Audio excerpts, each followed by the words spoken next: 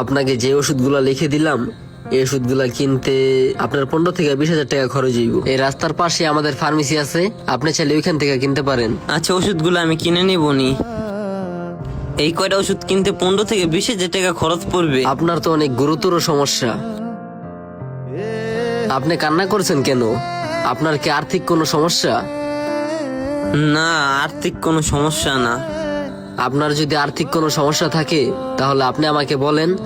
আমাদের এই প্রতিষ্ঠানের যে ওনার, উনি আর কি গরিব দুঃখী মানুষদের জন্য ডিসকাউন্ট করে দেয়। না ভাই, আল্লাহর রহমতে আর্থিক কোনো সমস্যা নাই।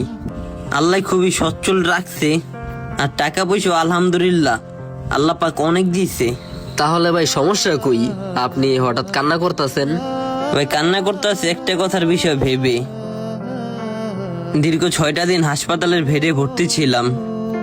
শ্বাসকষ্টের সমস্যা ছিল, নিঃশ্বাস নিতে পারি নাই কা। ওনারা ওনাদের আধুনিক মেশিন দ্বারা নিঃশ্বাসের ব্যবস্থা করে দিয়েছে। তার জন্য ওনাদেরকে বিল পে করতে হয়েছে 4 লক্ষ টাকা। হাসপাতালের থেকে বের হয়ে ভাবলাম মাত্র 6 দিনের জন্য বিল পে করতে হয়েছে 4 লক্ষ টাকা।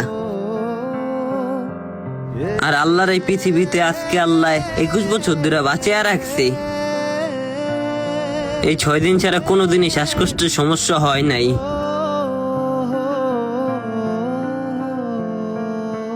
হজম শক্তির কখনো সমস্যা হয় নাই কা। 2টা চোখ দিয়া দেখতে কখনো সমস্যা হয় নাই কা।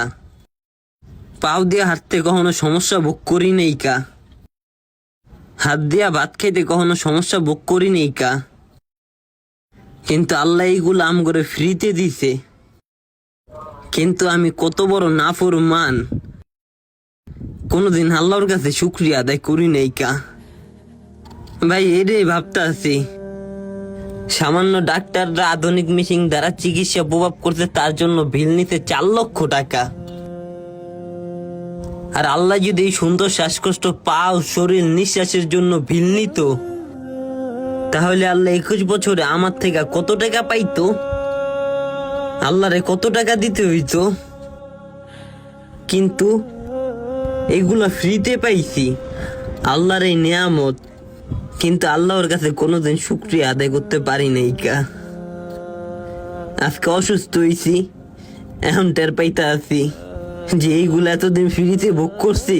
আল্লাহ কতটা না ভালোবাসছে বললেই এগুলা ফ্রিতে দিছে। তাই ভাই এই স্লিপ দেখা হাসপাতালে বেডে শুয়া থাইকা টের পাইছি ভিতরের দরজাটা এমনিতে খুলে গেছে। ঠিক আছে ডাক্তার সাহেব, আপনি আমার জন্য দোয়া করবেন, আপনার জন্য দোয়া রইল।